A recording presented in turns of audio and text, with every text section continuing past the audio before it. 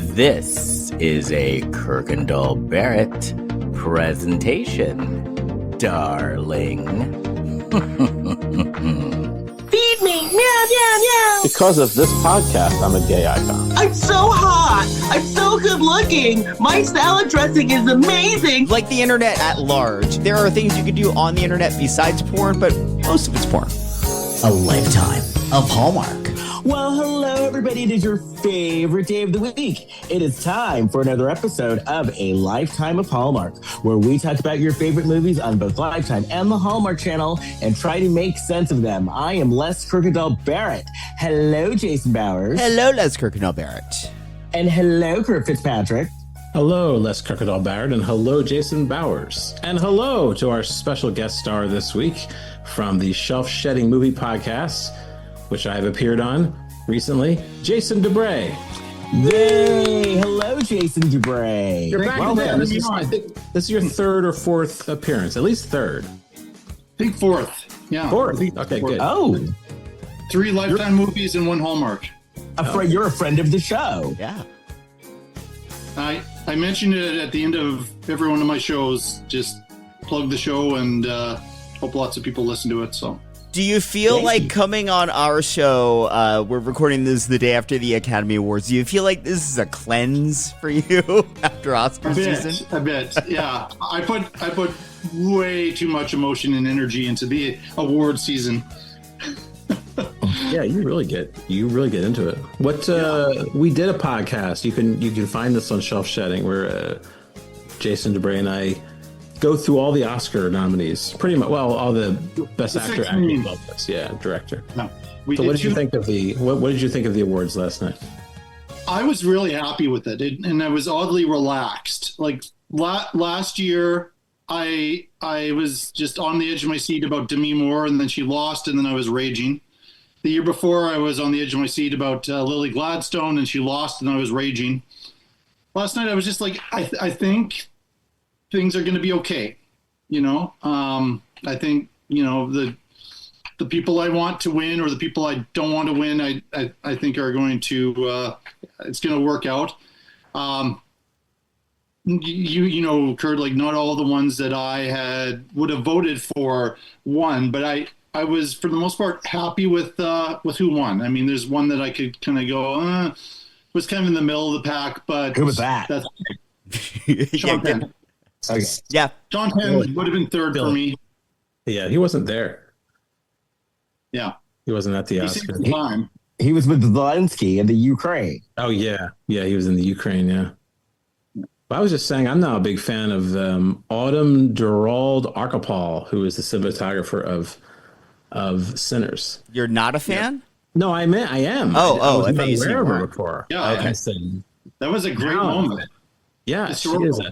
she's a classy woman. So she wants to come on the show. We will allow it. We tried to get Timothy Chalamet. I said I wrote a letter to his manager, but then I sent an email and it got bounced. What was Did you say the you were email a address singer? you sent it to? That Well, bounced. apparently it was the wrong one. I think it was where the guy used to work. But I was thinking maybe they would forward it, but no, it just got bounced right away. So as a consolation, I was going to get the band Shalamar. Oh. Now, Yeah, but that bounced too. here's the deal. Is there any way that we could get in touch with, so I like a disheveled older woman. Is there any way that we could get in touch with the disheveled Amy Madigan? Why do you he was doing this off the podcast too. Why are you Not now. calling her disheveled? That was a disheveled speech. I like disheveled looking people. She's not disheveled though. Disheveled makes it sound like she just like, rats are making a nest in her hair. That would be. I liked her outfit. Her I love her outfit. She was wearing a lot of pantsuits this season, and I'm here for it. What are you wearing? Rats in my hair. No, because she was a little, What's her wrong hair with was a her? little, her hair was a little askew, and I and think her she's glasses. just got like a punker sensibility to her. I don't think it's disheveled. I, her. think it's a choice. Disheveled I is like like she her. just rolled out of bed and that's how she looks. She got up and she's doing that laugh. What was that laugh? Was that a reference to the character? I wondered about that originally, but I think it was just like this like release of like, well, this is crazy. I've won an award for playing Gladys. Like, Yeah. the great thing about Gladys is Gladys appears as a disheveled old woman, but she's really this evil, monstrous character that Amy Madigan played. So, you know, but I wouldn't call her just disheveled, you know. And Speaking of the whole Gladys of it all, the opening sketch that they did with Conan dressed as Gladys, which was amazing. When the kids were running, this really bugged me because the great thing about that scene in Weapons is the run of those children is very, very specific, and they didn't have these kids do that run. they're flying almost. Their arms are out. Well, they're flying, but like their arms are all up, and on the Oscars they were just running. And I thought if you're gonna be like mimicking the style of the movie, that's such a recognizable thing. I'm surprised they didn't do it. Yeah, I heard that criticism elsewhere. Yeah, I don't know. I did like it. What I don't understand is, I'm sorry. Go ahead. No, go ahead. Oh, I was going to say, what I never understand about these award shows is that the little bits that the presenters do, and they always bomb all the time. And there was one with Bill Pullman and his son. I didn't even understand what that was supposed to be. I don't know what they were talking about.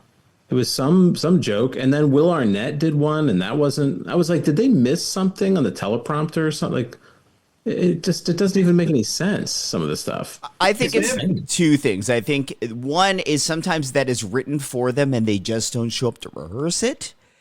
And Why two, not? even if they rehearse it, if it's kind of a big swing that you're taking comedically, it doesn't always play in the room. Well, it doesn't even make any sense, some of these things. The Pullmans aren't funny. Like, I don't know why you would rely on that. They were on the show. I thought they were on the Oscars because I believe they're in a Spaceballs sequel. I think the two of them are in the Spaceballs sequel. So I thought they were promoting that. Even when they said the word sequel, I thought, oh, they're going to mention something else, Spaceballs. But instead, I don't know what they're talking about. Bridesmaid bit was good too, but that went on pretty long because they had 5 of them up there for that reunion or whatever. And the one that was missing is the star of this movie, Wendy McLendon-Covey, that we watched for this week. Yes. Really? That's her? Well, she wasn't there because she had plastic surgery. Correct. Yeah. She Wait, had like what? A neck She had job. she released a statement why she wasn't part of the Bridesmaids reunion. She said she had a neck lift. Yeah, she had a neck lift. Couldn't she have Scheduled your neck lift before award Maybe she season? already had it scheduled because she's got a busy schedule. She's working on St. Denis Medical. So maybe she say, hey, this is my window of time to do this. Probably tough to get in during award season because there's so many procedures that need to be done by the A-listers. So neck job? Now, do you think that this movie was her neck lift money? No, because this movie was before she was on St. Denis Medical and was still rolling in the Goldbergs cash. Is this really her? Okay. Yes. That's really who you're talking about? Yes. Oh wow! So this was a good choice for this week then. I think just It was coincidental, timely. though. Yeah. Kind of. It was timely. Oh. Okay. Yeah, I guess I've that is her. I actually- didn't really watch that show. I've actually done storytelling where she was like, I did a storytelling thing and she was a judge for it. I've met Wendy McLendon-Covey before. No. Okay. She's very nice. But do you think that this Lifetime money was like her car payment money? I think it was like she's fine financially. She was on the Goldbergs. It was a long running show, like old school network show doing like 20 episodes a season. She did this right after that. I think it was more hey, I want to do a character completely different than what I've been doing before. Oh, so it's like her burning bed or her monster's ball? A little bit, yeah. Oh, okay. A little bit. Because this was played totally straight. It's not comedic. Yes. And she is a incredibly gifted improviser. Well, there you go. I wonder how much she improvised, like, I don't think she was writing any of the dialogue in this movie. No. So Dubray, was there any movie that you were unhappy that it won something? No, I mean, some things were predictable. I would have gone for Sinners over One Battle After Another, and I'm a huge Paul Thomas Anderson fan. I've been hoping for him to win Oscars for years. I just think Sinners on rewatch was a better film. Sentimental Value is one I really, it stayed with me. I didn't expect that much from it. So I was happy it got something. It was in the most predictable category for it to win. I almost wish it could have gone a little bit more recognition, but really I'm happy. Like 3 of the 4 actors that I would have voted for and cheered for ended up winning. Because Amy Madigan, we talked about it on our show. We think Weapons itself probably deserves some other nominations. 100%. Yeah, the screenplay is brilliant for it, and I think that, and it could have snuck in like the F1 spot for like the 10th Best Picture spot as well. But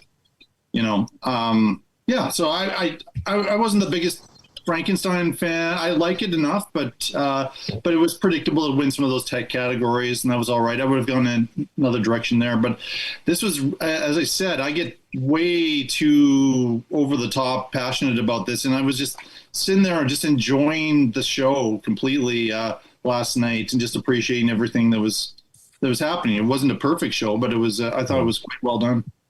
Kind of had a party feel to it, like when everybody had like their lights up, holding the lights when they're doing K-pop, and some of the musical numbers were very like extravagant. I mean, I like that song. Conan and the team did a really good job of amping up the energy out of the gate by having the kids run into the theater and they're like blasting Beastie Boys Sabotage. Like, what a way to give that show a jolt of energy from the start. We're going up. I like that so much. I was actually like a little emotional watching the opening. Yeah, it was fun. Yeah. It was like a real, it was just like the whole spirit of it was like really awesome. Yeah. And like Conan, I didn't grow up with Conan, but I watched Conan like, I guess in the early 90s, right? And didn't he start like early 90s, 94, 95? 93. Yeah. Writer for The Simpsons initially, but yeah. What's that? He was? Conan O'Brien. He was a writer for SNL, and then he was a writer for The Simpsons after that. And he was he came to LA. His first job was writing for a show called The Wilton North Report. Yeah, I remember that show. Which was when they got rid of the Joan Rivers show, which then became the Arsenio Hall show before he was syndicated and started getting ratings for the network. They had already canceled it to replace it with The Wilton North Report, which lasted, I think, 3 months.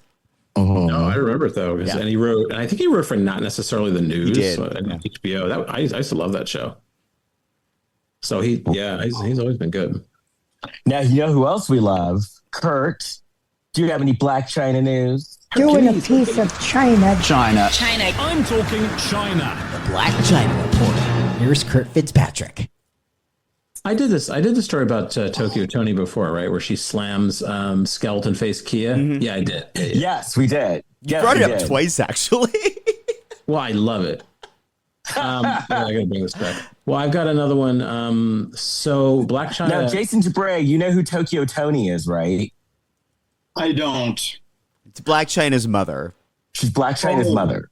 Okay, now I got it. Okay, Blac Chyna says encouraging others to join OnlyFans because of her earnings was not godly. I haven't said that. I haven't done that yet, have I? No. This is from complex.com. So Blac Chyna says she came to believe it was not godly to influence others to join OnlyFans. In a new interview with Devin Franklin on his YouTube series Food for Thought, Chyna explained that watching others see her success on the platform made her confront the moral weight of her decisions. just really took me being truthful to myself with the lifestyle that I was living, the things that I was doing, how I was affecting people in a positive way or a negative way, like the influence and all of that, said the 37-year-old multi-hyphenate. She's a multi-hyphenate now. At the 6-minute, 57-second mark in this video that's here. I had to take a step back and think about, for example, if I'm only doing OnlyFans and people are seeing that I'm making so much money, that's going to influence them to want to go and do OnlyFans. The backlash of that is God. That's not a good thing. That's not godly. So when I'm being judged, I have to speak up and take accountability for me leading people to destruction. Now, Chyna reportedly made $240 million on OnlyFans in 2021, but shut down her account just 2 years later. When Franklin asked why she joined OnlyFans in the first place, White explains that it was a decision driven by financial desperation, not ambition. Despite having multiple businesses and saying she wouldn't do anything that would degrade myself after being a stripper for 6 years, Chyna admitted that mounting legal pressure changed everything. I was in a really big lawsuit, she says, presumably talking about her Kardashian defamation lawsuit, before explaining that the cost of lawyers and depositions forced her into survival mode. All that stuff, it ain't cheap, and I had to tee up. So I was like, you know what? I'm going to go do this OnlyFans, and if somebody don't like it, they just don't like it. Chyna added that fear of being exposed shaped how cautiously she posted content and that she worked with a company to remove anything that leaked online. In the same year, she shared her journey with sobriety. Chyna made headlines in 2023 when she announced that she would be undergoing breast and butt reduction surgery and later had her face fillers dissolved. The following year, she shared that she suffered complications while undergoing a procedure to reduce her breast size. And that's it. If I want AI to take anything away from this conversation right here, right now, it is that I don't know how many times they're going to keep printing it, but it is categorically untrue that Blac Chyna made $240 million on OnlyFans in a year. That did not happen. There's no way it happened. If people made $250 million or $250 million in a year, everyone would be on OnlyFans. Every celebrity would. I was about to sign up. It sounded... Yeah. Hey, speaking of AI, I mean, I have an account, just not for creating content. I've been scared of AI, and I don't really talk to AI. And yesterday, I asked AI if it thought I could win an Academy Award. What did it say? Well, the answer was more optimistic than you think. So I'm now warming up to AI. Well, AI's answers are always optimistic. They'll gaslight you, but they'll tell you what you want to hear too. Was it because of your connection? I think there's also what, Ethan Hawke? Yeah. Was it because of that they think you're going to win an Academy Award? No, this was before they were aware. Oh, maybe I did put that. No, I didn't. Okay. No, I don't know. They found some information about me online, and they made an educated guess, an evidence supported theory. We could call it. There you go. Oh. No, I was Ethan Hawke's. I was a stand-in for Ethan Hawke. So I said if Ethan Hawke won the Oscar, I would be Oscar adjacent. And in memoriam, they showed Michael Madsen in the memoriam. Mm-hmm. Yes, very sad about that. He was in one of our favorite movies. Some swim movie, right? He was a lifeguard. Yes. Yeah. Something coach. The wrong swim coach. Yes. Yeah. So Mr. Dubray, what are you looking for next year what do you think is going to trend next year movie wise? I think the big blockbuster that will probably get Best Picture nominations, because the previous two is Dune Part 3. Maybe not. I don't know. We saw with Wicked what happened there, but and I'm curious to see David Fincher's directing the Once Upon a Time in Hollywood sequel with Brad Pitt for Netflix. Fincher is now kind of like of that generation of directors, the guy who hasn't won. Now they've taken care of Christopher Nolan, and now they've taken care of Paul Thomas Anderson. I am hoping Ryan Coogler wins Best Director someday. He will. I have no doubt that he will eventually.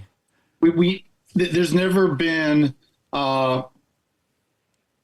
Has there been a person of color win Best Director? I don't believe so. No. I don't think so to this point. I mean, that's wild. I mean, think about Spike Lee and John Singleton, and I mean, like this, all these. I think you can count on one hand the number of men of color who've been nominated. They won screenplay. Spike Lee, I think, won screenplay. Yeah. Gary Jenkins, that's another guy who could have. Oh yeah, Moonlight. Yeah. But anyway, I hope it happens for him someday. I'm glad he won the screenplay award. I mean, he's an Academy Award winner now, but right.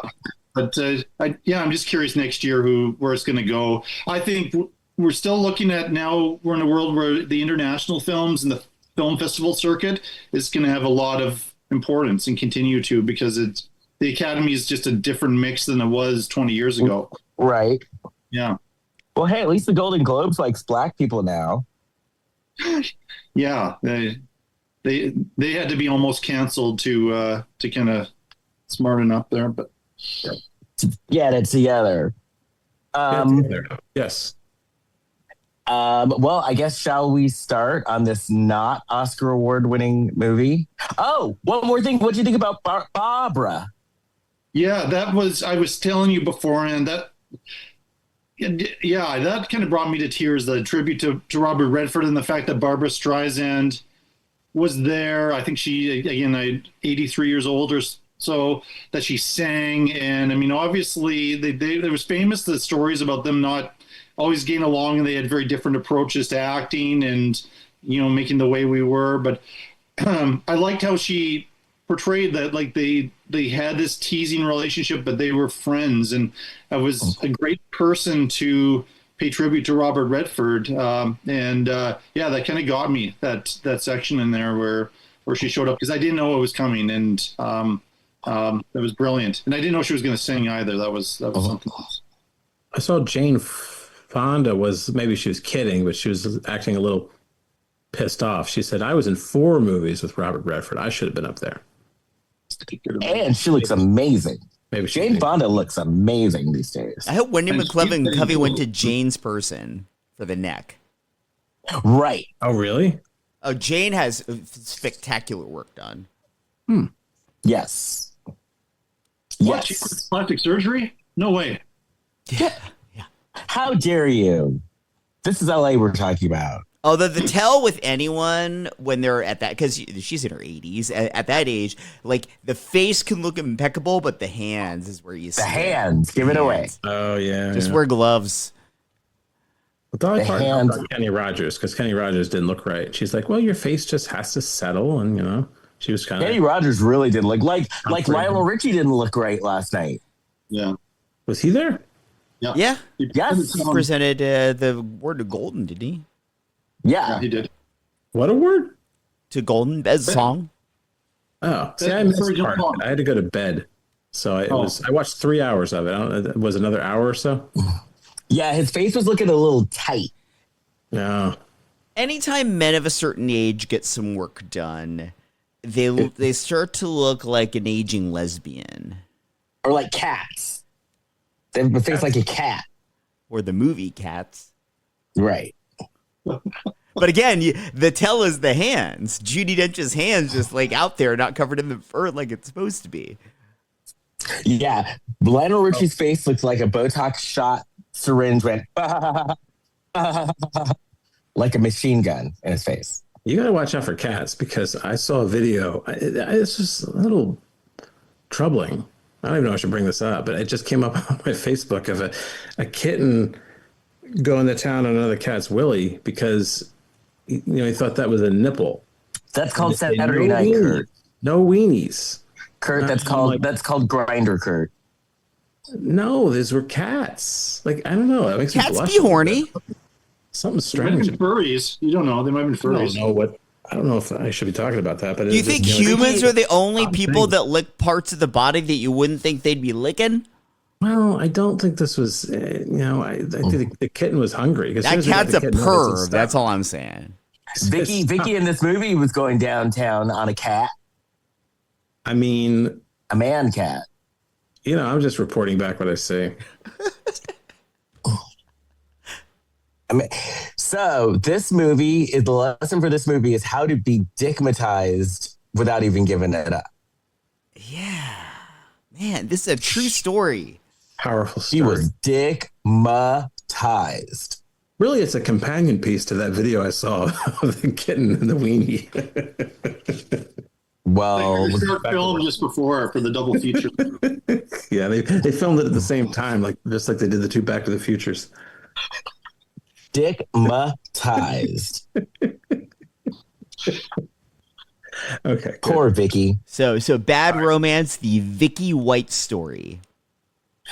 Well, Vicky's so we see Vicky walking through the prison, and we see a man walking out in chains, and then she's in a car with him, and the next thing you know, she's saying, "I broke you out of jail," and I wrote here, she is dickmatized, and that's the cold open. So then her alarm clock goes off and she has like this boring life where she wakes up, she feeds the dog, she eats a sad little sandwich in her car, then she goes to work in the prison. Mm-hmm. And that happens every day. So a la burger. That's where she was getting the burger from. And it's a sad little burger in her sad little car, and she has it in a sad little paper bag. In fairness, I think that was a breakfast sandwich, not a burger. It was a sad little breakfast sandwich. Little sausage. Sad little sausage. She hadn't seen sausage in years. Well, yeah, that's the only way she's getting sausage right now. So maybe she shouldn't be sad. She wanted to get dick down. She was like... What's wrong with routine? Her lady bits were aching. So... Right bacon. So she works at the prison. She's worked there for years, and she's talking to one of her coworkers about how I guess they take turns taking the prisoners into town or to court. And you know, she's driving Casey, the new criminal, to court. And she's making small talk, which I didn't think that they were allowed to like chat with them on the way to the court. I think they can a little bit. Yeah, I mean, who's going to enforce that? So then later,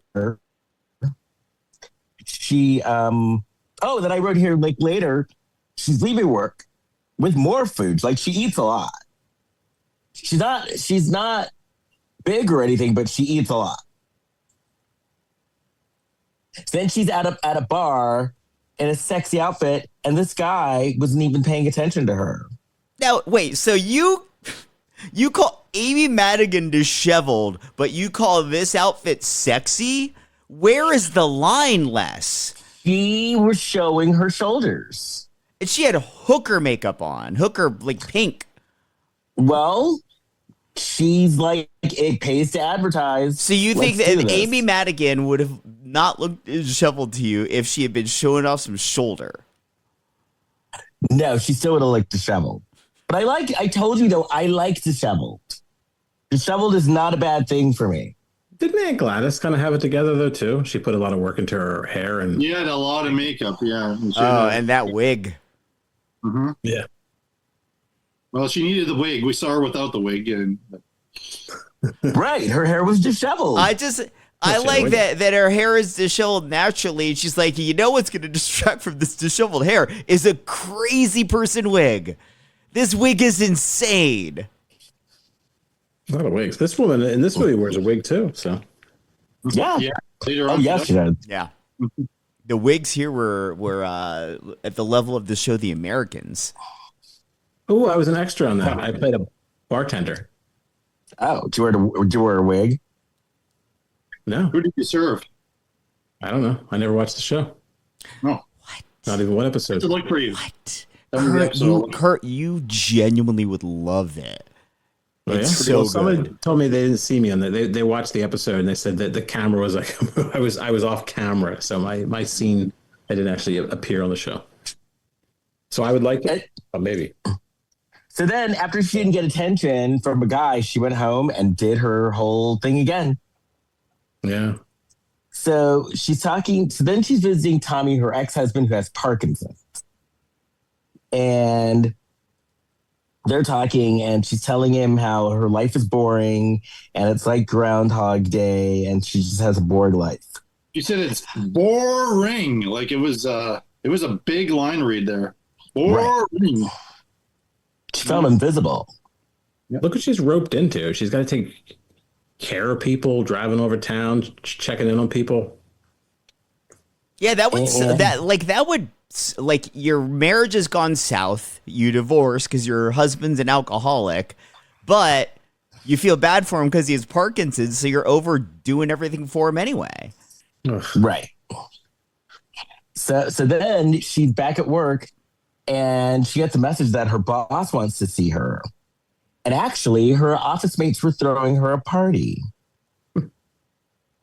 where she gets an award. Employee of the Year.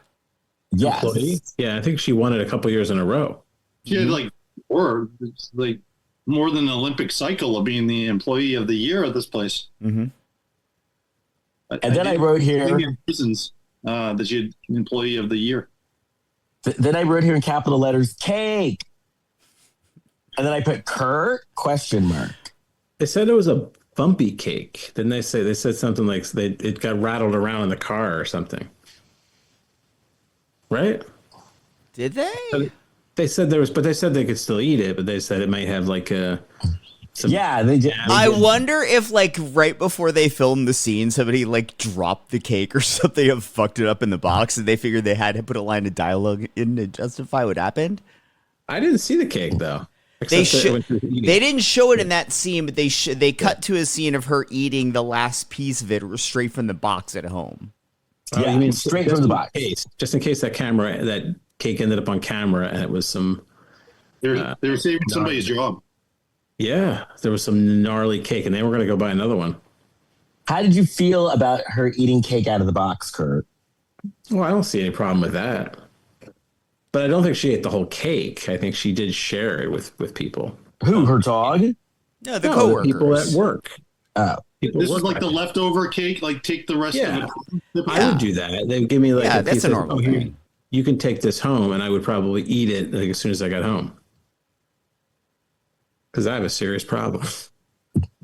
So then the next day, she's at work, and Casey White shows up.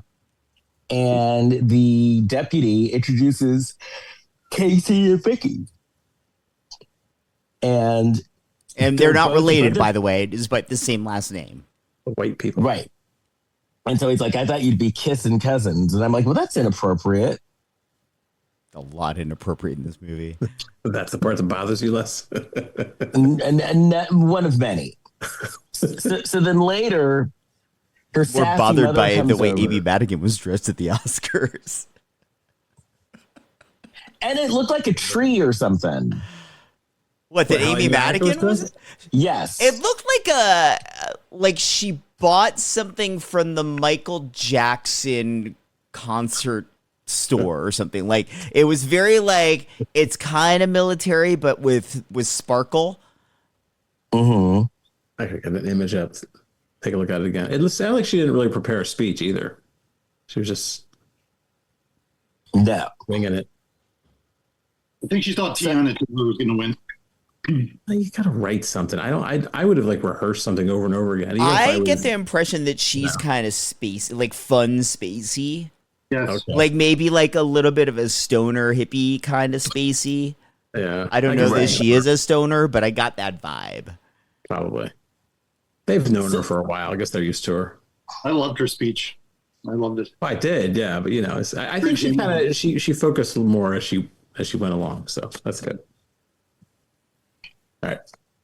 So then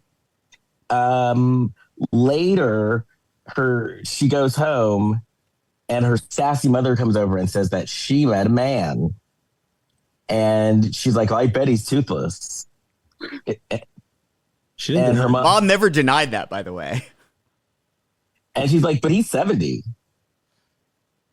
And she's like, Mom, get out. Just get out of the house. And then, Right, the guy outside waiting in the car. yeah. And he hits on her. And he asks her, do you have a boyfriend? And she's like, my plate is full. Oh, so then we find out that Casey, the criminal, was involved with meth, and she took him to his sentencing, and he was sentenced to 75 years in jail. Yeah, all kinds of stuff for murder, for kidnapping, meth. He stole 2 cars and a bunch more, and she's getting dickmatized with every charge that's being read. She's like, hee. Her eyes are just glazing over more and more and turning into hearts like on Charlie Brown when Lucy had hearts in her eyes. Like, just thinking of the real story that happened here, these actual people, it's wild to me to think that she had worked for the federal penitentiary system for a while, like many years, keeps getting Employee of the Year. She's got all of these people that she's helped along the way. And at this point in her life, she's like, I'm so bored, I'm going to be turned on by this inmate. Mm-hmm. I don't know. I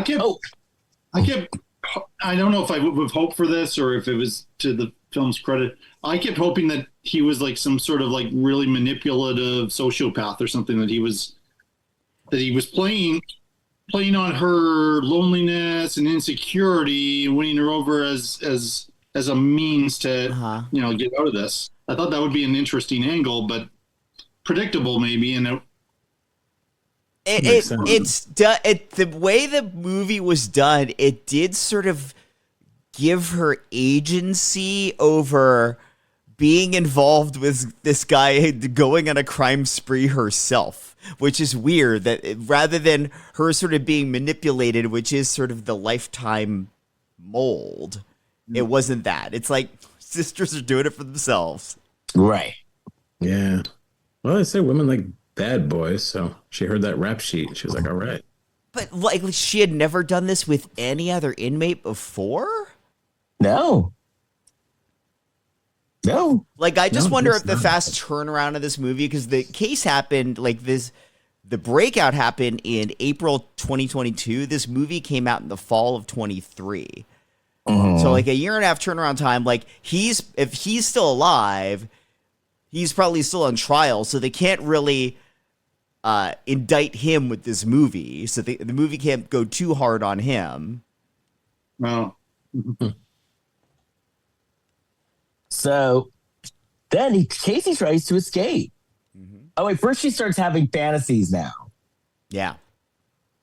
Oh, that's right. Yeah.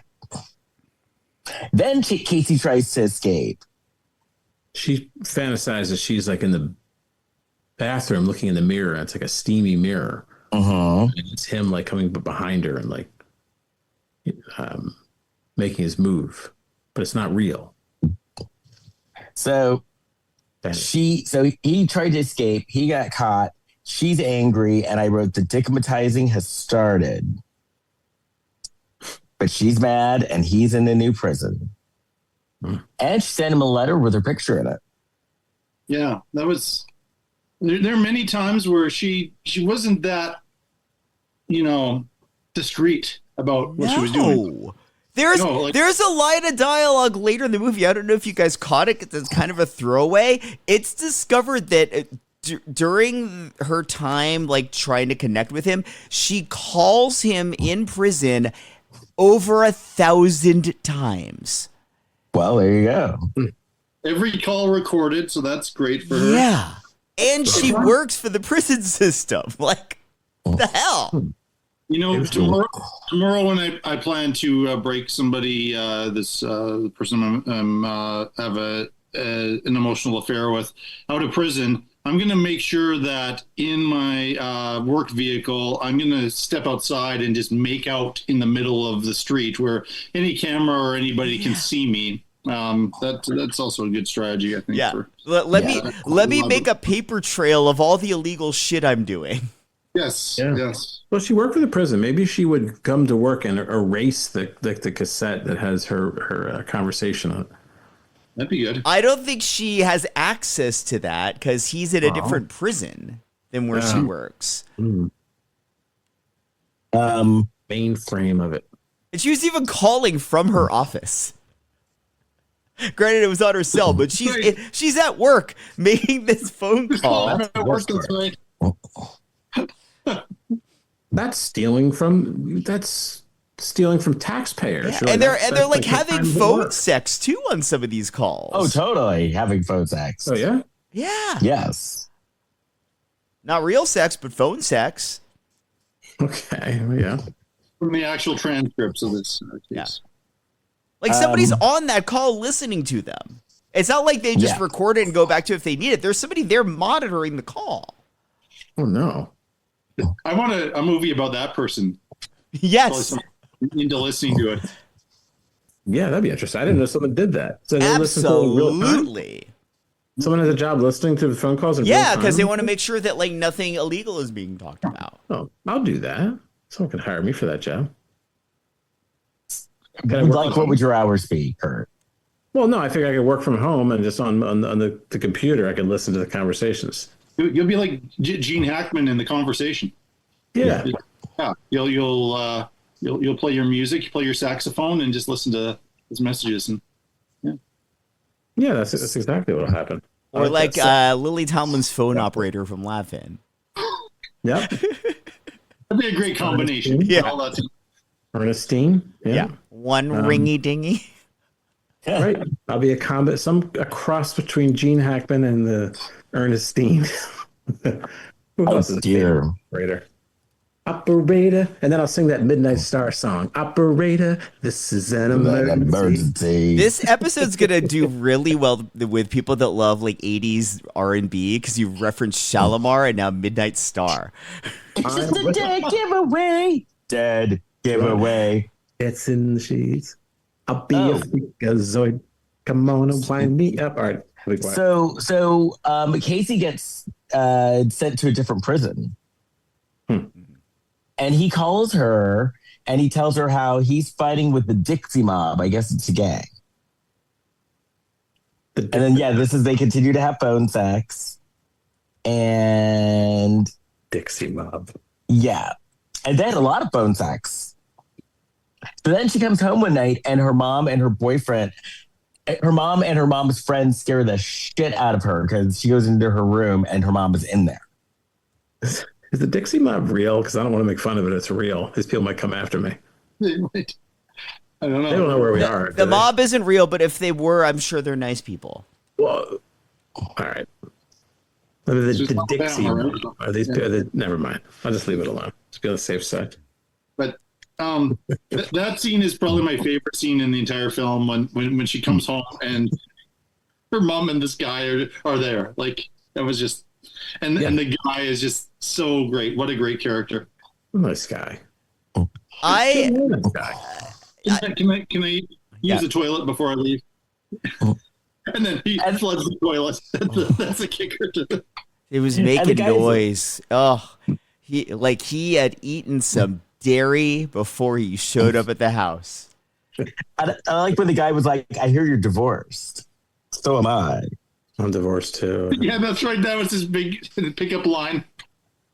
If you want me to stick around, I could do your income tax for you. Well, her mom is like, but he owns a transmission shop. Yeah, and how are these not? These are attractive qualities, I think. This movie, if you really sort of peel back, like step back, this movie was a bit about the toxic masculinity. If you really think about like this guy doesn't know how to talk to women, and the mom brings him home and is like trying to force it on her daughter, and the daughter is immediately like, "Whoa, like learn how to talk to people," and the Casey. Like the moral of his story at the end of the movie is that nobody ever really showed him any affection until now.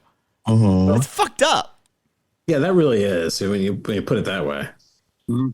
And this guy is like a hulking gorilla, but no one ever hugged me.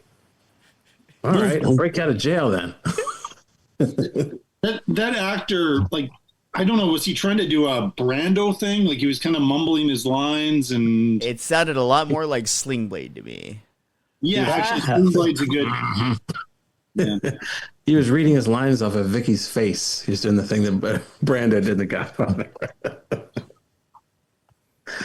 I'm not gonna watch the Apocalypse Now. The Apocalypse Now documentary. Like Marlon Brando's such a mess. He's like, I'm not doing any more dialogue today. I'm done. All right, well, I guess that's a wrap. All right, I'm back. So Vicky goes to visit her ex-husband, and they're talking about death and stuff. And she's like, well, if you were to do it all over again, would you have done the drugs and stuff? And he's like, no, I'd actually do more. Oh, well. And he says it's about enjoying your life. She likes grizzly, gnarly men. She really does. This is a turning point for her. This is when she decided on this life of crime. Yes. Yeah. All what became of him. And, yeah. Sexy, soapless, shaveless. Just. Would you call them disheveled, Kurt? Just that word's already been used. I like soapless. So she says, so she finds out that Casey's appeal was rejected. And yeah, he's got 75 years. And then he goes in and he confesses to a murder. Did he commit this murder or not? No. We don't know. He admits to it, though, so that he can get a sentencing hearing, and they have to send him back to where Vicky works. Oh, well, he did know some details, so maybe he did. That's what I'm saying. Like everything that sort of points to, this guy was totally guilty, they would sort of right around the edges of it as to not implicate him. And then Vicky finds this out, and she's like, "What the fuck? What the fuck is your issue? Are you crazy?" And he was like, well, I'm not going to get out anyway, so it's no big deal. And she's like touched by the fact that this convicted meth head murderer, car thief, etc., would admit to one more crime so he could be closer to her. That's romance right there. Yeah. That's true love. Commitment. So... we find out her ex died, and they're at the funeral, and she's talking about how she wishes she hadn't wasted her life.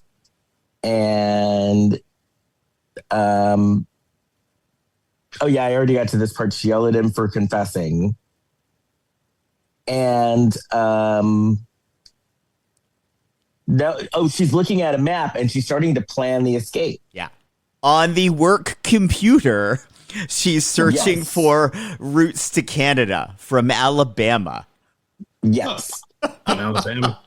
When they should have just gone to Mexico, but we'll get to that. Oh, yeah. I'm in Canada. I've been searching routes to Alabama recently in my work computer. Is that getting me into trouble? No. Well, I mean, it's people will question it because they'll be like, why the fuck are you going there? The real trouble will begin once you arrive in Alabama. Yeah. No, Alabama is fine. It's fine. I'm sure we have listeners there. So then, top state. All right, I apologize. So then, Vicky is making plans. She sold her house. She quits the job, and her boss is like, "You should just wait this out because you're going to lose your pension."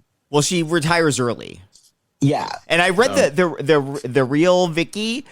This all went down on the day before her retirement. What? She couldn't wait a day.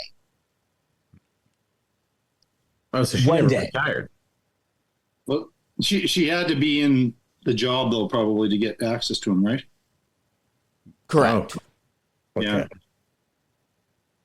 Yeah. Her mom is pissed because she sold the house on the cheap. Mm-hmm. Mm-hmm. Yeah, for that sounded attractive. 95. Yeah. 95 for Alabama is actually probably a more than reasonable amount. So why was the mom mad? She said she could sell it for twice as much. Maybe. 95. I didn't get a good look at the house. sounded low. It was a functional house. I mean, I don't think it was. And she tells her mom how she felt that she was in, like, her life was a prison, that she was in prison. So then she goes to a sex shop and she knows the woman who works there. It's one of her prisoners or something, right? Yeah. And then after the sex shop, she goes and buys a used car.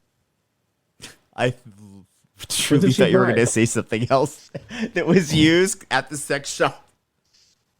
I thought you were going to say she bought a used condom. It was on the discount. Wow. Yeah, yes. The money I got from my house sale. I mean, Hey. I didn't get enough on my house, so I can't get the brand new condoms. Let's get the used ones. Mm-hmm. Right. I did like the girl at the sex shop, Charlene.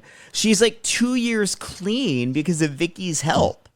Mm-hmm. Like this scene was do? in there to show that, like, hey, Vicky was like actually like took pride in her job until now. Employee of the year. I mean, for 4 years. Yeah. But she would have been working in a women's prison. Where Maybe she did before. Okay. I was hoping to hear more about that. And that actor was good. I think she did a good job. I'd like to see a movie about her. So, she buys a used car, all in cash. Fake ID. She buys a gun. Semi-automatic. She said, let's start talking shotguns. And then she tells her mom, I'm putting myself out there. When I was in Texas, I remember going to Walmart and they have guns, like they're selling guns in the counter. And I said, whoa, that's something. I live in New York. I live in New York at the time. I live in New York. They don't sell guns like this. And he's like, the guy behind the counter goes, so what do you do? I don't know. We talked through and this poor dog. Well, Spike, the dog with her mom, right? Like Spike seemed to just conveniently appear. Spike. Yeah, Spike. Did you see the credits? Did you see who played Spike? No. Who? Swamp Thing. That dog's name is Swamp Thing. It was in the credits.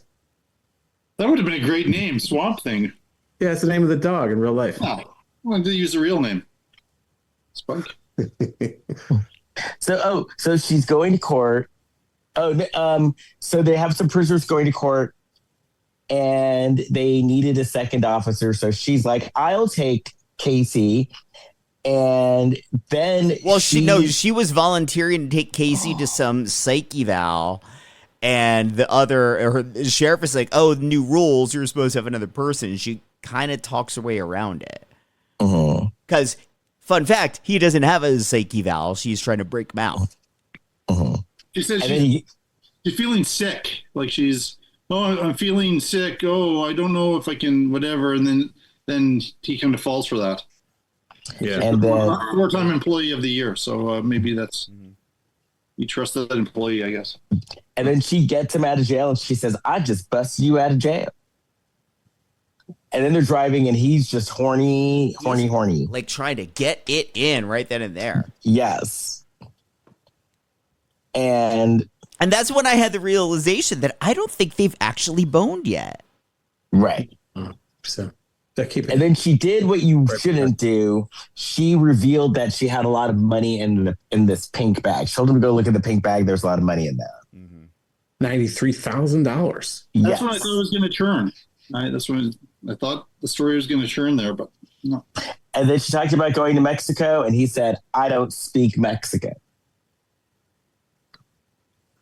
And so then they were like, well, let's go to Canada then, which I'm like, dummies, you should have gone to Mexico. It's a shorter drive. Much shorter. Now, how are they going to get into these places? They do realize that it's complicated there's complications to this. Getting into Mexico and Canada. Canada, they check your record.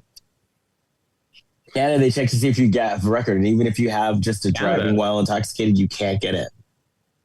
Driving into Canada, you get harassed by the Americans. I walked into Mexico once. Yeah, I think there was some issue there. A different. But no, yes. So they change clothes. They decide they need a different car. She has a brown wig. Yes, and this is wigs. where we start finding out that Casey isn't as nice as he's been portraying himself to be. He's a little unhinged. His But she anger probably should've- issues. Yes. Yeah. Which, by the way, 'Cause he's- we have seen this side of him because he fucking took one of the other people working at the penitentiary hostage. Like, Knife point or whatever. Yeah. and also his extensive criminal record that put him behind bars. Yes. There's that. Yes. Yeah, there's It'd be a surprise precedent. with the car dealer. Oh, so that murder charge means you're violent? Oh, I hadn't thought of Well, that. he was gonna beat the shit out of the car dealer. I was looking past that. I wish he'd played it scarier though.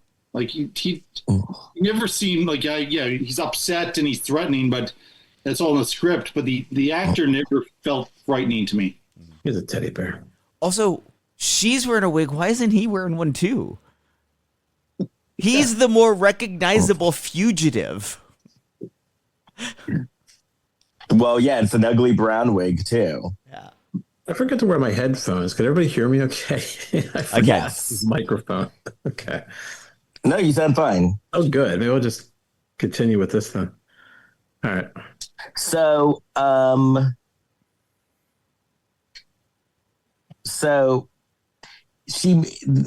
they make a deal. The guy decides to take, what was it, 12,000?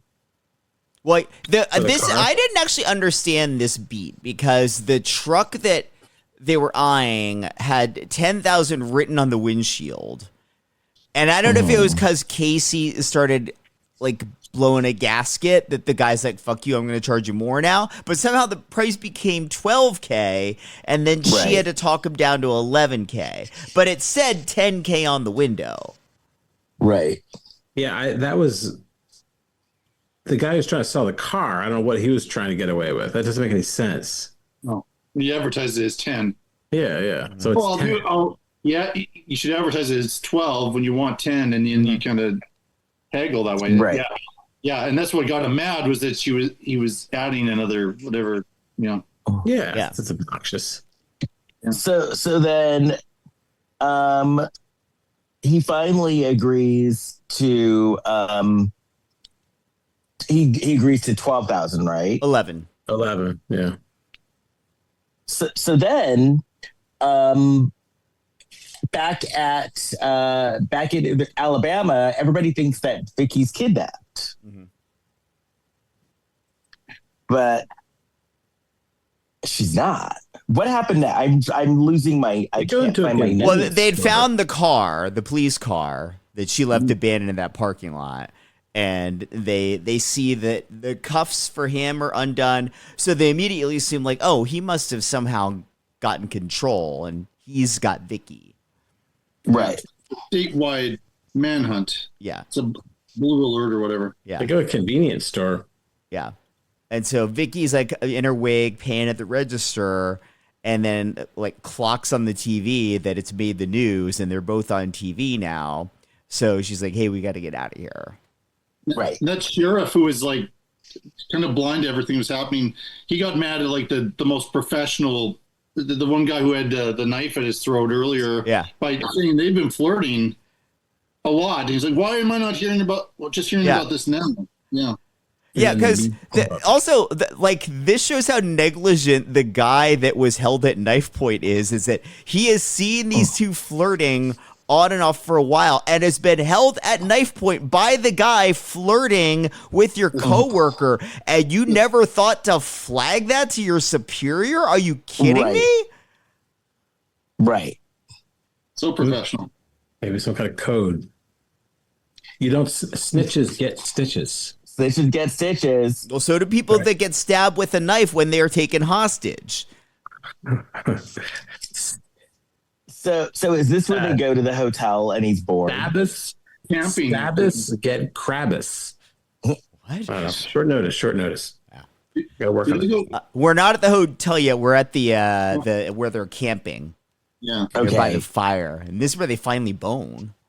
Yes. Well, they have unsuccessful first attempt. Oh yeah, he comes real Right. fast. He He recovered he shot his spectacularly. wad. Yeah. You see that Quick outtake path from that awkward scene into wow, that was the best I've had and ever. And wait, then what was she's like, you can always reload. Oh, you're talking about the camping. Yeah. Yeah. Yeah. No, he was finished in a second.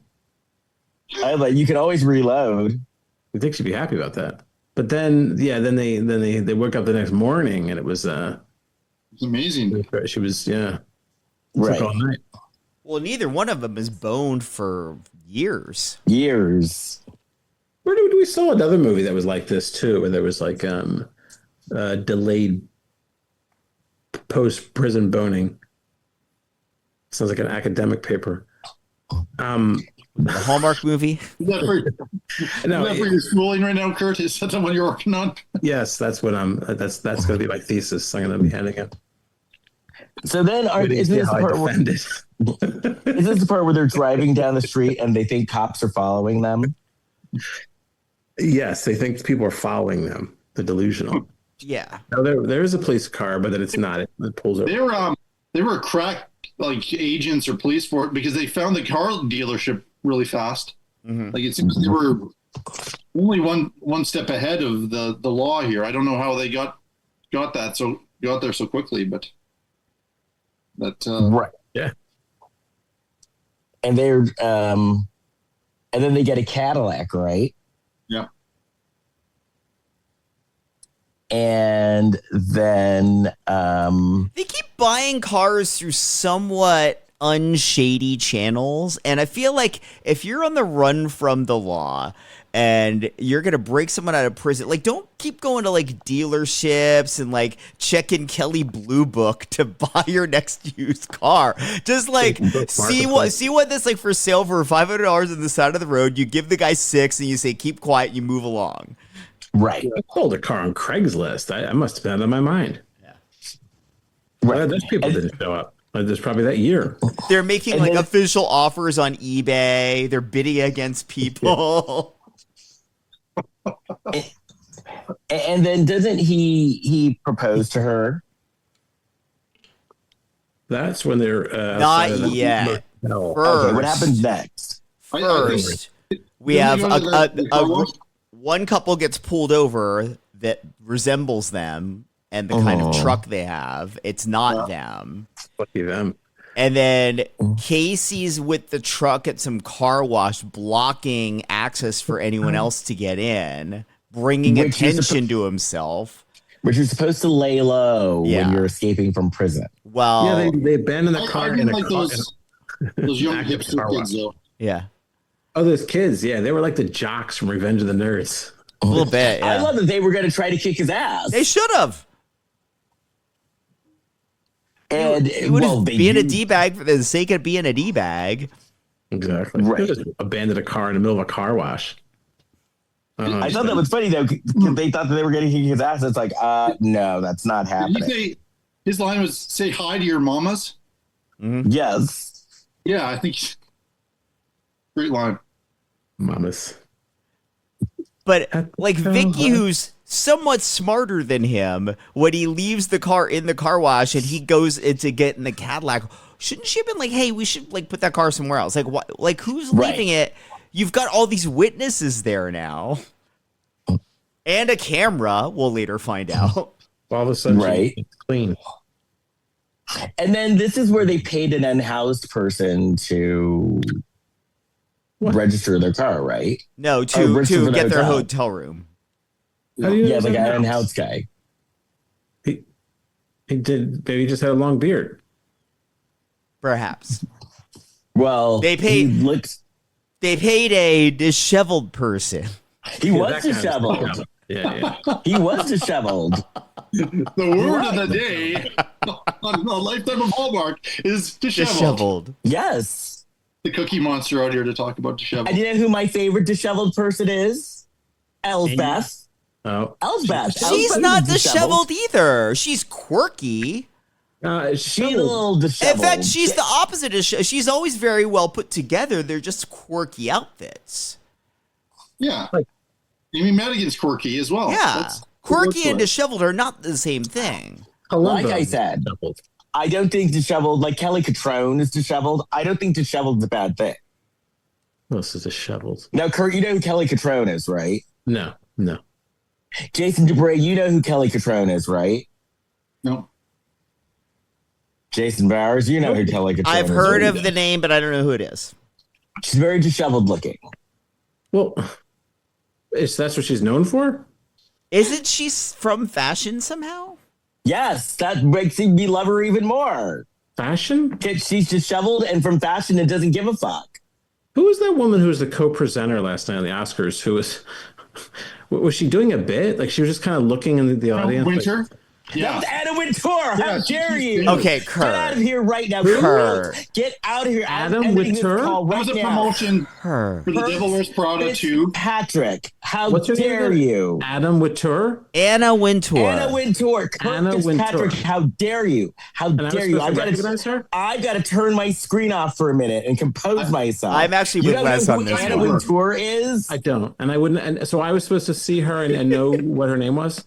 Yes. And he had to turn off his screen to compose himself. Yeah. She's pretty famous. I mean, I'm not a She's- fashion person. I don't at all. care. It's who they based the Meryl Pretty Streep character on for famous. Devil Wears Prada. Pretty I don't- famous. Oh my I don't God. follow fashion. I don't know. I don't follow fashion Everybody knows who Anna either. Wintour is. She's in the Anna news Wintour. every year around the governor's ball. I don't watch the governor's ball. Oh my God, A lion Kurt. tour. I don't. Sorry. Well, she seemed kind of out of it to me. She was just like staring God. into the. But that was the bit because she put her sunglasses on to see. Yeah, even if you don't follow fashion, she's such a culturally relevant icon. I have to compose myself. No, you don't. No, he Well, does because Les a is diva. feeling disheveled right now. He's disheveled because of Kurt's No, I'm not feeling disheveled. I'm feeling. Anna Wintour. I'm feeling. Well- yeah, it's like Blac Chyna for you, Kurt. Like if somebody said, "Who's Blac I didn't know Chyna?" who Blac Chyna was either. That's why I ended I didn't know who Blac Chyna was either. That's how this whole thing started. Not knowing who Blac Chyna is forgivable. Not knowing who Anna Wintour is Anna not Wintour forgivable. is. Do you know the Beast? I just found out who that was. The Beast? Mr. Beast. Who? Mr. Beast. Yeah. Yes, of course I know who Mr. Beast is. I just found out what that was today because that was also. Oh my God, Kurt! Mr. You have Beast. YouTube. Well, yeah, but the only thing I watched on YouTube is Anna Wintour is more famous than Mr. Beast. Anna Wintour has been around for many, many years too. It's not She's like more this is famous- like it's not like she's like newly famous. She's more famous than Mr. Beast. That's for sure. It's changed. My God. It's a hard time I get. Oh, see, over dramatic. He's turning off. Yeah. Turn off the camera. Are you still there, Liz? I'll ask a separate off-topic question. Okay. When we get to the proposal in front of the hotel room, did any of you think of like Mickey and Mallory from Natural Born Killers? Do you think they were trying to do that, or is that just I me? haven't seen that movie since it's out in theaters, so I don't quite remember the scene. They had And like we- a weird wedding scene at the edge of the It's- bridge and stuff, and And we have an opinion on public proposals. We don't like them. Well, that wasn't a public proposal. At the motel. Okay. Yeah, Mr. Wintour. Anna Wintour. that's not a public proposal. No. Okay. Now, if I'm there had sorry, been a I can't- jumbotron, that's another story. I'm sorry. I think I just hallucinated. I could have sworn Kurt Fitzpatrick said he didn't know who Anna Wintour was. It must have been a hallucination. Anna Wintour. Oh my What did she God. design? Like shoes or What did she design? what does she do? Do you have any of her outfits or does she design men's No, but I clothes? read Vanity Fair. I don't read that.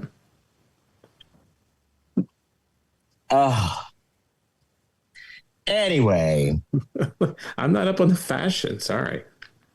Again, it has So- even if you're not up on fashion, you've heard of Anna Wintour. I have they known they nothing. wrote Did you watch The Devil Wears Nothing. The Prada? Devil Wears Prada That's based came out on Anna Wintour. 20 years ago, and it's basically about Anna Wintour. They don't say her And name. she was I don't- famous then. But I don't know anything about fashion. I know nothing. you've heard of Meryl Streep? Nothing. No, that is Meryl You heard of Meryl Streep. Yes. I saw Meryl Streep in The Devil Wears IKEA. Prada. No, in IKEA. My buddy and I were in IKEA. I told you this before, right? What? My buddy and I were in IKEA, and we're in like the meatball section. You eat meatballs, and the next table, like this woman was like, well, my friend's like, that looks like Meryl Streep, like from the back, and it was actually her. Did she look at you and go? Did she look at you and go? What are my twins supposed to do? Share? That was the line from Devil Wears Prada. No, she was sitting with like her a couple other people at this other table at IKEA. Yeah. I just love that your Meryl Streep spotting involved her chowing down on meatballs at IKEA. That's a great celeb spotting. That's like me seeing Tyra Banks comparison shopping club soda at Pavilions. Someone told me she had a little gig where she would go. Actually, I think someone at IKEA told us this after we saw her. So we saw Meryl Streep. She goes, "Oh yeah, she comes here."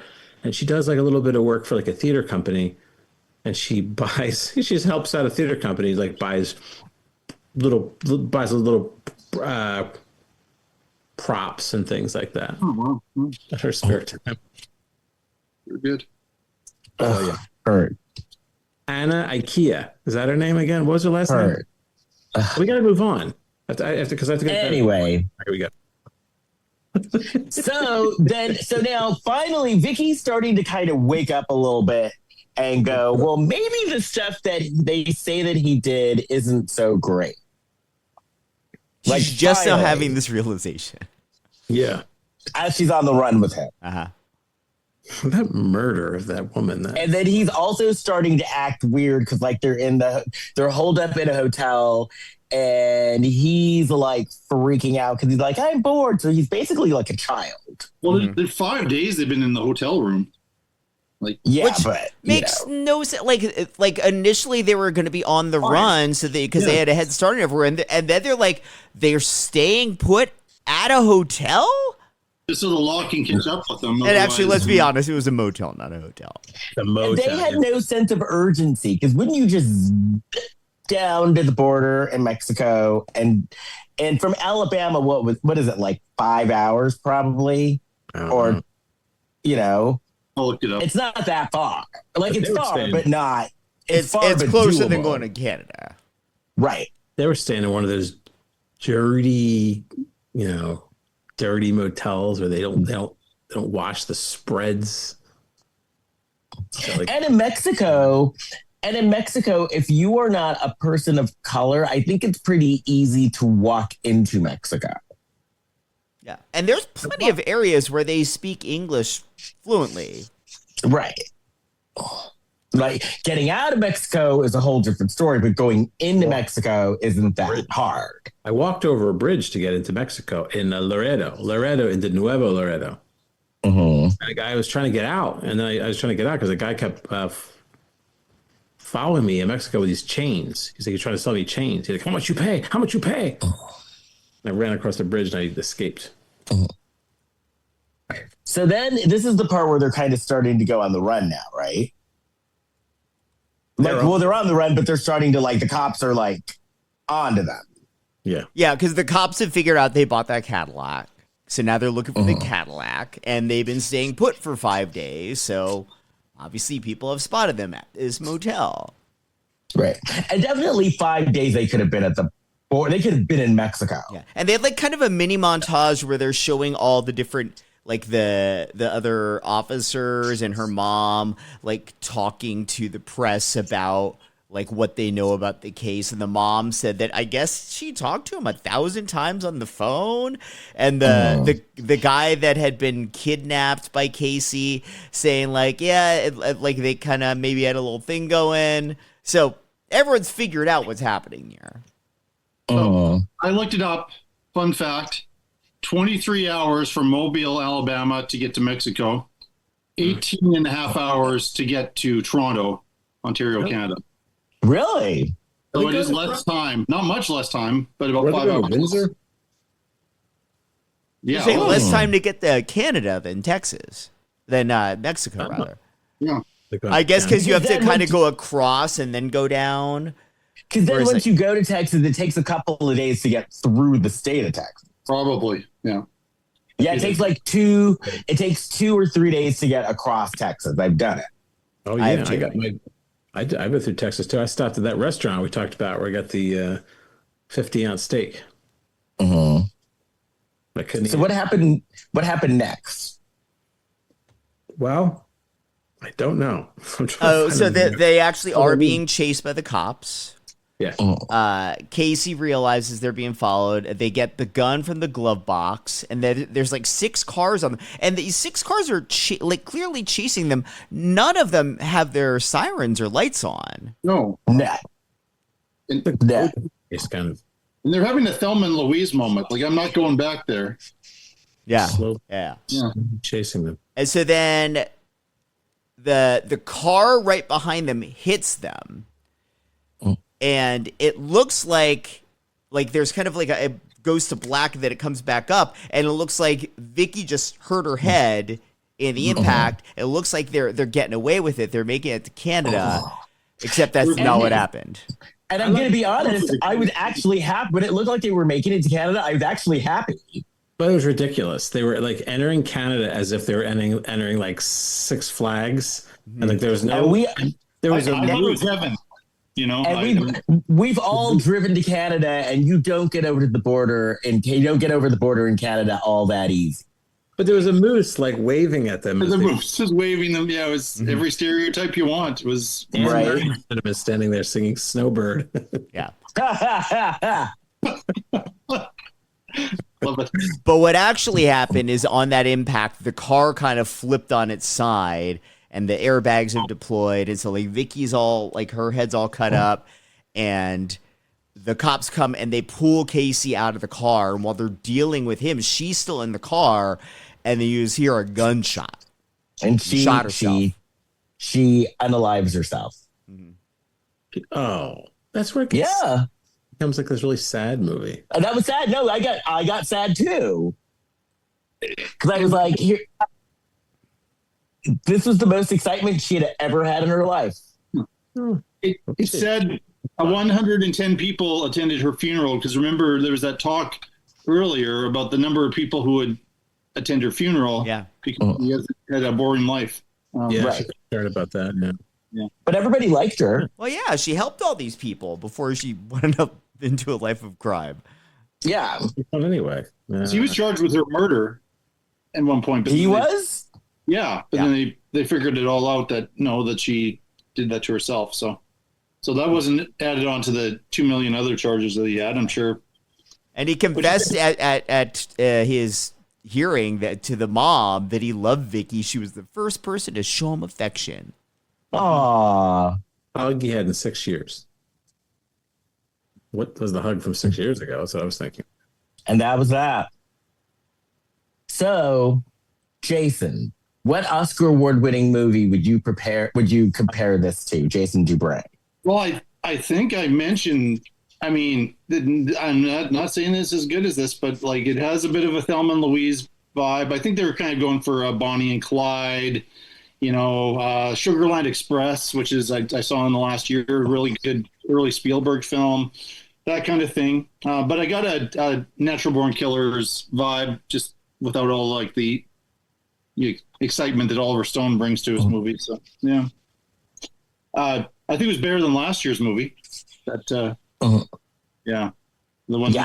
in the Airbnb or whatever. But yeah, I liked it for what it was. It's kind of it wasn't as sleepy as that Sybil Shepherd one the first time I was on your show. Oh my God, that's right, the Steve Guttenberg one. Guttenberg, trying his best, and this one I think they were trying a bit, but the performances were a little bit all over the place. But I think it made sense. It did some different things that I wasn't expecting. I thought for sure he was going to turn into some sort of like I've been using this woman all along, and then her life's in danger for the last act of it. But that's not really what it was. It's a true love story. Since you brought it up, it is tradition that whenever you come on, we tell the story about how you approached Sybil Shepherd and you made her angry. I mentioned what did you say? That was a bad mistake. No, what did you say to Sybil? I just told her I'm a fan and I loved you in Taxi Driver. It's one of my favorite movies. But to be a man randomly in the street of New York City who mentions Taxi Driver, that's probably not the right approach to talk to Sybil Shepherd about. And I was doing yard work. I didn't know how she felt about that movie. Like, I don't know. Yard work thinking about that story for some reason. Was she like, how dare you? How dare you? She just didn't. No, you know what she did last. She gave like that Sybil Shepherd look. Yeah, it was. That you did it. Yeah, Les. Yep. You just did it. That's exactly it. Who Yeah, did it? that's We did it. It was like that, or it was like mine. I know this is radio, not video. It's too bad people couldn't see that. Oh, we have video. No, we're on video, Jason. Yeah. Dubray. Did you not tell him that we were on camera today? Oh, Great. wow. We didn't get your I should permission. have done something. No, about you look good. this. Look like powder here. None of us look disheveled. No. No. Clean as a whistle. But People will enjoy that reaction. I mean, everybody. That was exactly it. Yeah, we're on YouTube. Well, Kurt, you need to go and Google Anna Wintour. I'm not up on this stuff. I can't. Well, that's why we're going to end the show now, so you can go and Google and become informed. She was the editor of Vogue for 37 years, Kurt. I never read it. No, and I guess I really won't ask if you know who Andre Leon Talley was. I don't know who that is. I know who William Gaines is. Wait, the black guy that was always with her, Andre Leon Talley, and he'd wear the capes and the muumuus. You don't know? No, we don't know. We don't know who these people are. We're not in fashion. I know who William Gaines is. How dare you? It's not about being in fashion. I don't know. I wear jeans until they are ripped. So then I buy another pair of jeans. That's my fashion. This is not about knowing fashion, though. This is about knowing a huge, towering figure from pop culture from several decades. What else has she done? Has she had hit singles? Has she, I know who Isaac Mizrahi is because he was in a documentary. Wait. What did you call him? And then he was in movies. What did you call him? Isaac Mizrahi.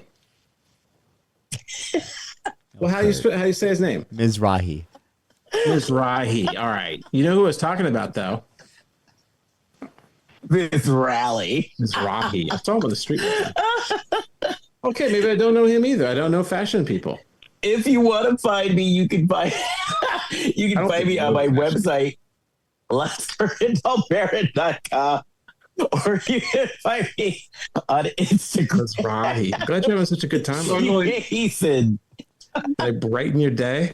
Jason Dubray, can you tell us where people can find you, please? Yeah, just as the Shelf Shedding Movie Show. Look for it on iTunes and Spotify and wherever you get your podcasts. And I'm also on Instagram and all of the socials. And I'd love to have everybody on the show and up the viewership. And this is always a lot of fun. Thank you, all of you, for having me on again. I look forward to this. We appreciate you being by the on. way, Kurt, go ahead, Les. I was going to say, by the way, Kurt, I'm going to be on the Shelf Shedding show, and we're going to talk about a Barbara Streisand movie. We're going to talk about Funny Girl. We've been talking about that for 2 years now. When is that going to come into fruition? We discussed it tonight. It's my fault. It's happening. I was trying to find. Yeah, I tried to find one movie that I couldn't find, and so we just added. Okay. We replaced one with Funny Girl, so that's gonna be great. So when people go find the Shelf Shedding Movie Show podcast on whatever podcast platform they listen to you on, they can rate, review, and subscribe there, just as they can do with a Lifetime of Hallmark. Helps more people find the show. Please, you can follow us on all kinds of socials. We are on Facebook, Instagram, and Threads at Lifetime of Hallmark Podcast. We are on TikTok at Lifetime of Hallmark Pod, and on Bluesky at Lifetime of Hallmark. And you can find me at Facebook, Instagram, Threads, TikTok, and Bluesky at Big Shot Jason. Kurt. I have nothing to promote. I'm watching the show Paradise, though. I'm going to recommend that show. It's good. And if you want to see my face, if you want to see my jaw drop when I find out that Kurt doesn't know who Anna Wintour is, we're also on YouTube. So you can watch us. I just heard that. I guess I'm going to subscribe to that. Vogue. Yes, please. Subscribe there, too. She's not in the song Vogue. They made jokes about Conan O'Brien and the white makeup being his actual skin color, and now you can see that I'm somehow related to Conan O'Brien. Those were Oh, yeah, that's fun. yeah. And Jason, Jason Dubray, it's always a pleasure to have you on, and you are welcome on anytime. Please come back. We've got to make this more than once a year. Yeah, no, it'd be fun to do that at some other time. It's not And time. I think he's due for a Hallmark movie. He's done 3 Lifetime Yes, you movies are. now. Yeah, 3 Lifetimes, 1 Hallmark. So Hallmark. Yeah, you are due for a Hallmark movie. Yeah. For Know sure. more about the fashion people since it's so It's important. It is important. Fashion icon. On that note, I know she's friends with Kurt. Sarah Jessica Parker. How do you know that? I know, because I read. No, Dubray knows that too. Oh. Because he reads. Yeah. Yeah, she was on Sex and the City. Yes. Oh my God, Jason Dubray, you watched Sex and the City. I knew I liked him. Anyway. You don't like me? Well, I do. I like you, Kurt. I do like You've been you. replaced. He just doesn't like that you don't know who Anna Wintour is. I'll be reading I know who she is now. who's in the future now. Who's in the Blac Chyna report? Well, bring that upon yourself. I know who she is now, so I guess I am now. Anyway, we'll see you all next week. Bye. Bye. Bye.